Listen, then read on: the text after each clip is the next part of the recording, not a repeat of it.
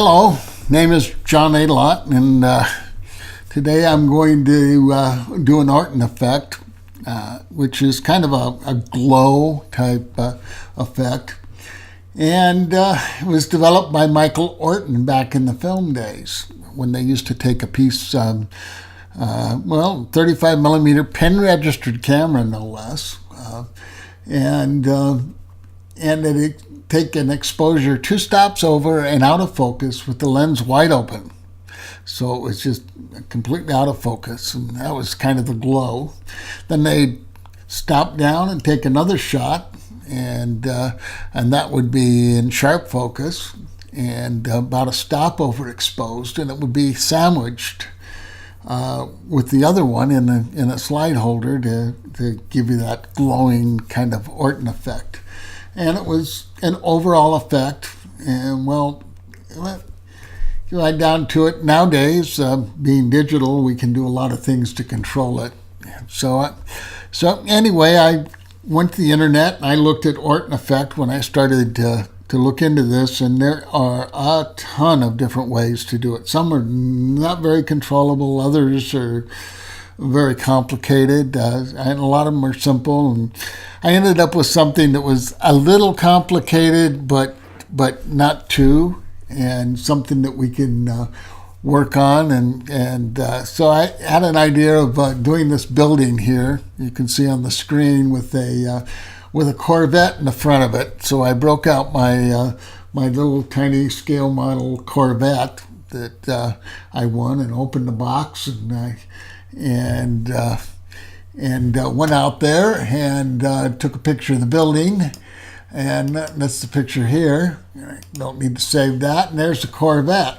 And so as you can see, I got both items, and I went ahead and I put them together and come up with this, and this is with the Orton effect on it. But what I want to do is I'm going to just go ahead and delete this layer, and I want to take this layer and delete that too.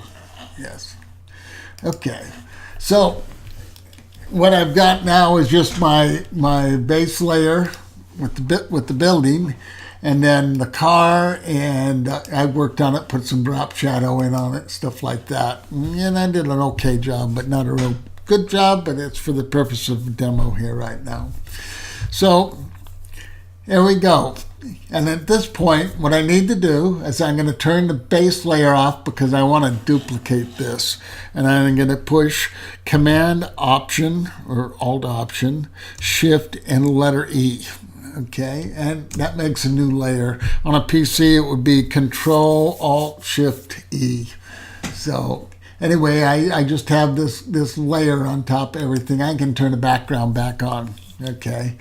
Now, with this layer, it's layer 4. Okay, I'm going to go up here and go Layer. Okay, and Image, Apply Image. That's okay, and I have layer 4, Screen. And that's what we want, layer 4 and screen. So we've screened that layer, okay? And it's screened kind of behind the scenes, but it's screened, okay? Now I'm going to go Command or Control J on a PC, but Command J on the Macintosh here, and I've copied that layer, but when I copied it, okay, what I'm going to do is I'm going to put that into multiply, okay? Now, a lot of people apply the effect to the multiply layer, but I prefer not to. I've been experimenting. I can get much more effect, much more controllable by doing a little different. I'm going to go back and highlight layer 4, okay, and I'm going to go to Filter, and I'm going to convert for smart filters. Okay, that way we can do a lot more than just applying a filter to it, as you're going to see very shortly. Okay, so the filter we know is probably going to be a Gaussian blur. So we go to Blur, Gaussian Blur, okay, and we can look at what we got there. I'm about 34, which looks pretty good. If we go over more, it almost becomes counterproductive sometimes, and it becomes really wide, and not much doesn't do a lot. But sometimes you might want to do a little bit or so, but you know, this is a pretty good blur right there. So don't worry about the looks. We can control that. Okay. Now, we could have done the composite image as a whole and put a mask in here and just took the blur out. I mean, there's lots of things, lots of options you can do here. Okay. Now, what I want to do is, that's too dark, definitely. Okay. So right here, I'm looking at this layer 4. I'm going to come up here. I'm going to screen it again. It's going to come up lighter. See? And that's still a little bit there. And the next thing I'm going to do, I'm going to go to the Gaussian right here. And these little bars down here with a couple of little pointers or so, just double click on that. Okay. And I'm going to change this Gaussian itself into a screen.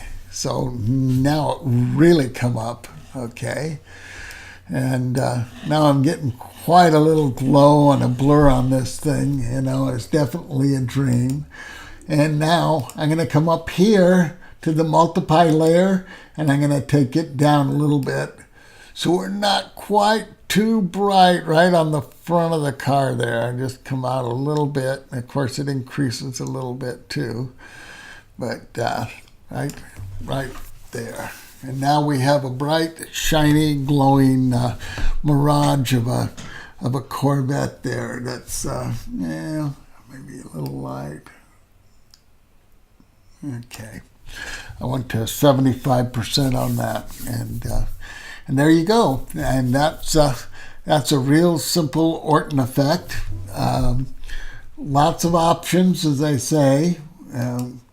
We can come back in here and screen. We could pull some of the screen down. You know, we don't have to have it all, but I really like it like that. And I can go to the Gaussian itself, and I can increase that a little more if I feel like it, you know. So, and you can see that halo coming out around that car. And yet I'm still, you know, I feel fairly sharp, you know. I'm not bad or anything else, you know. I think I'll pull it down just a little bit. So there we go, right there. So that's the Orton effect, and very controllable, and kind of a fun little tool to use. So there you go. There's lots of ways to do it, and this is just another way. So until next time, keep on shooting.